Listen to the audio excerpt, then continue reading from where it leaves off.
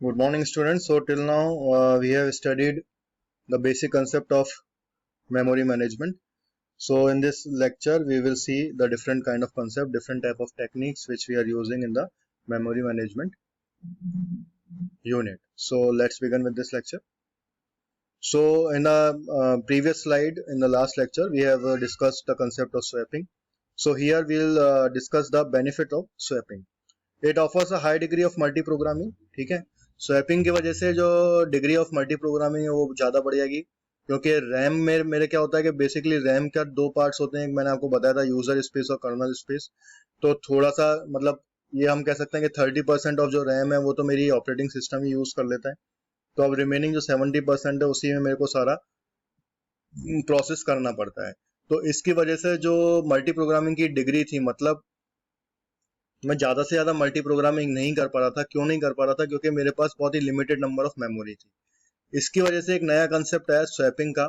इसमें क्या हो गया कि अब हार्ड डिस्क में एक छोटा सा पार्ट, एक वर्चुअल मेमोरी, आप लोगों ने सुना होगा, हम लोग करते भी हैं ऐसे ऑपरेटिंग सिस्टम के अंदर. हम लोग पहले करते थे हमारे टाइम में, अब शायद पता नहीं है कि नहीं.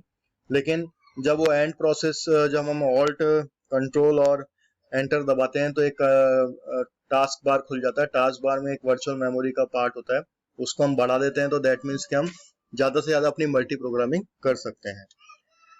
Secondly, it allows dynamic reallocation. Dynamic reallocation means, for example, if the address binding at execution time is being used, then the process can be swapped in different location. ठीक है, डायनेमिक रीलोकेशन होता है इसमें जो different different location पे dynamically allocate होता है. Else in the case of compile and load time binding, processes should be moved to the same location. क्या होता है स्टूडेंट्स, दो तरह की होती है. एक तो डायनेमिक बाइंडिंग होती है और एक डायनेमिक लोडिंग होती है और एक स्टैटिक टाइम की होती है, स्टैटिक लोडिंग होती है.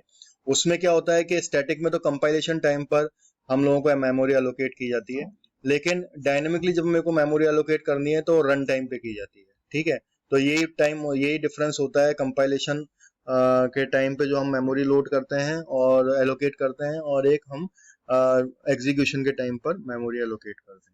It helps to get better utilization of the memory, minimum wastage of CPU time on completion, so it can easily be applied to the priority based scheduling method to improve its performance. तो basically कम से कम wastage of memory CPU time होता है, priority based scheduling method में बहुत ही अच्छी साबित होती है, because it improves the performance. ठीक है,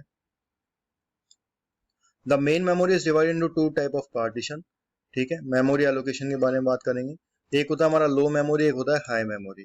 लो memory, operating system resides in this type of memory. High memory, user processor are held in the high memory. तो बेसिकली रैम को टू पार्ट्स में डिवाइड किया जाता है. तो जो लो मेमोरी होती है वो ऑपरेटिंग सिस्टम उसको ऑक्यूपाई करता है, और जो हाई मेमोरी होती है वो यूजर प्रोसेस के लिए, मतलब कि एप्लीकेशंस के लिए रिजर्व की जाती है. So first of all we will discuss the contiguous memory allocation. Contiguous memory allocation आप जानती होंगे. अगर लेट सपोज कि मैं यहाँ पे एक अरे डिक्लेयर करता हूँ इंटीजर टाइप का, और मैं इसकी साइज को 5 रखता हूँ, दैट मीन्स कि क्या होता है, इसका मतलब ये हो गया कि मेमोरी के अंदर मेरे को 1 2 3 4 5 1 2 3 4 5 6, तो मैं लेट सपोज यहाँ पे 6 लिख देता हूँ इसको. तो यहाँ पे क्या होगा कि इसका जो साइज होगा वो 6 हो जाएगा, और इस पे मैं कोई सा भी डेटा जो है, कोई सा भी एलिमेंट इसके अंदर मैं स्टोर कर सकता हूँ. ठीक है, इसकी वजह से क्या हुआ कि ये जो मेमोरी एलोकेशन हो रहा है अरे के केस में, ये होता है contiguous memory allocation. Contiguous memory allocation का मतलब ये है कि लेट सपोज कि अगर ये 1024 से स्टार्ट है और मेरा 2 बाइट का ही ये खाली मेरा इंटीजर है, तो 6 2 12 हो गया. तो 12 अगर मैं इसमें ऐड कर दूंगा तो ये 6 और 3 1036 बन जाएगा. तो 1036 मतलब 1024 से लेके मेरे को कॉन्टिगुअस मतलब कंटिन्यूअस जो है 2 बाइट्स के जो होंगे एड्रेस स्पेस चाहिए होंगे. अगर ये नहीं मिलेंगे मेरे को तो अरे मेरा स्टोर नहीं हो सकता, और यही ड्रॉबैक है अरे का. ठीक है, अरे के अंदर कॉन्टिगुअस मेमोरी एलोकेशन होता है, बट हमारे पास कई बार मेमोरी की रिक्वायरमेंट बहुत कम होती है, मेमोरी हमारे पास बहुत कम होती है, मेमोरी कंस्ट्रेंट होता है, उसकी वजह से एक साथ इतनी मेमोरी नहीं दी जाती है.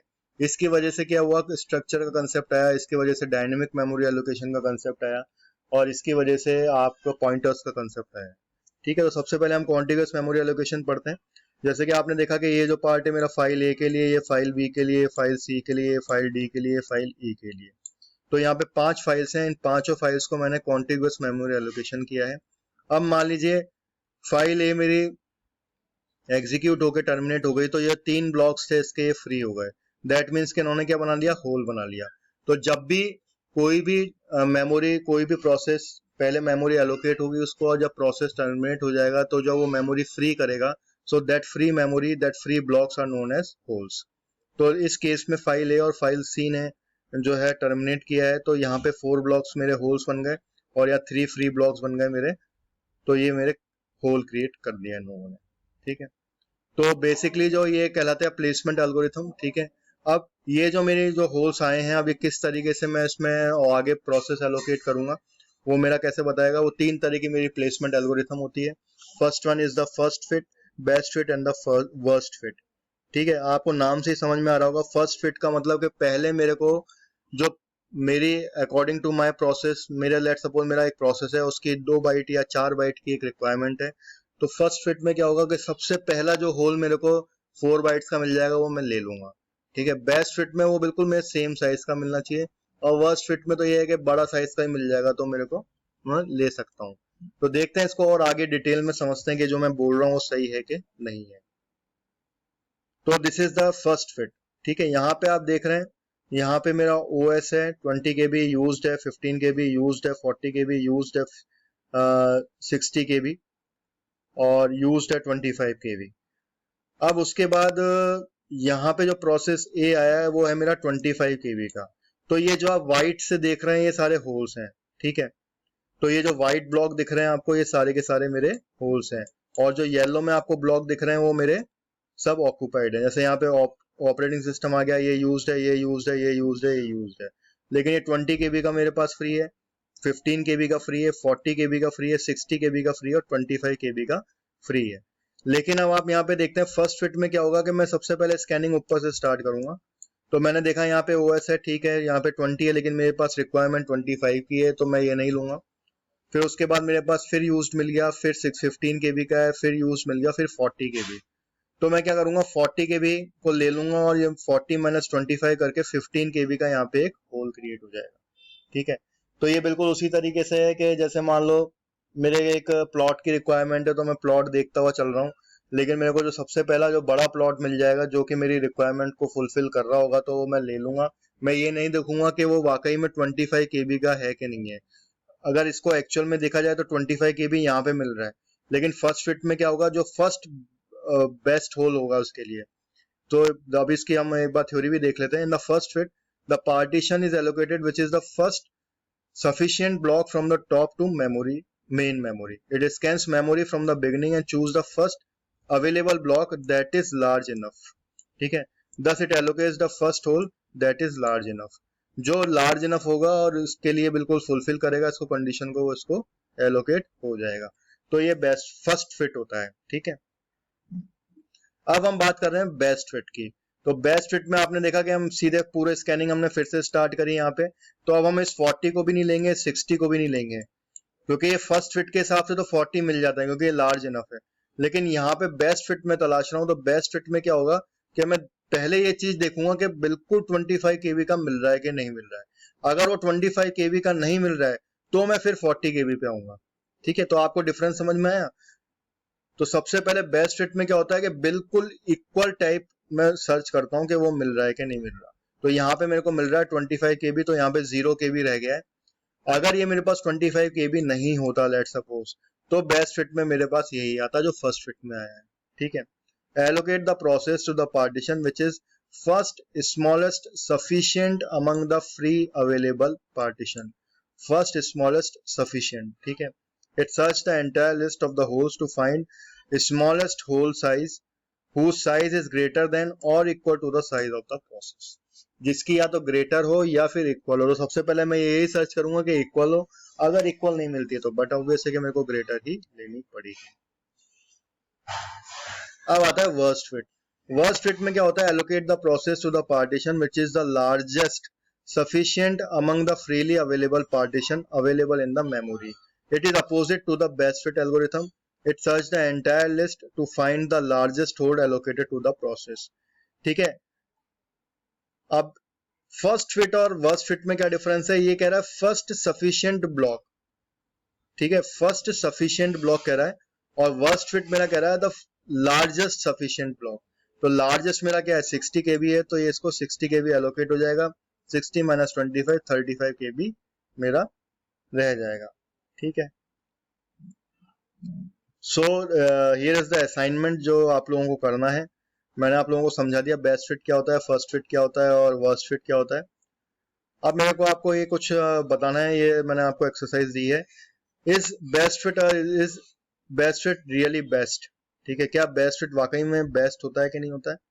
दूसरा, consider the request from the process in the given order 300K, 25K, 125K and 50K. Let there be a 2 blocks of memory available size of 150K followed by the block of 350K. Which of the following partition algorithm schemes can satisfy above request? Best fit but not first fit but not best fit, both first fit and best fit, या neither best fit nor और neither first fit nor best fit। तो आप लोगों को इसका मेरे को reply देना है कि इसमें क्या रहेगा। तो that will be your assignment number 2। जहां तक आपके असाइनमेंट की बात है, टोटल 6 मार्क्स के असाइनमेंट है। मैं एक आपको फर्स्ट असाइनमेंट दे चुका हूँ। ये जो असाइनमेंट है सेकंड असाइनमेंट है, ये भी मेरा उसी का पार्ट है, आपके इवेल्यूशन का पार्ट है आउट ऑफ 6 मार्क्स, ठीक है। अब वो कैसे डिवीजन करना है वो मैं आपको बाद में बताऊंगा। हो सकता है मैं आपको एक और असाइनमेंट दे दूं और 2 नंबर में उसको डिवाइड कर दूं, ठीक है। या ये हो सकता है कि मैं आपको सिर्फ 2 ही असाइनमेंट दूं 3 मार्क्स के। तो ये टोटली डिपेंड अपॉन मी कि मैं किस तरीके से बनाता हूँ, वो मैं आपको बाद में बताऊंगा। So by this I end of this lecture, ठीक है। अभी हम लोगों ने खाली एक प्लेसमेंट एल्गोरिथम हम लोगों ने समझ लिया किस तरीके से प्लेसमेंट एल्गोरिथम की जाती है, और बेस्ट फिट क्या होता है, फर्स्ट फिट क्या होता है और वर्स्ट फिट क्या होता है, ये हम लोगों ने देख लिया है। अब आप ये सर्च कीजिएगा कि वाकई में बेस्ट फिट जो है वो बेस्ट होता है या नहीं होता, ठीक है। तो by this I end of this lecture, thank you.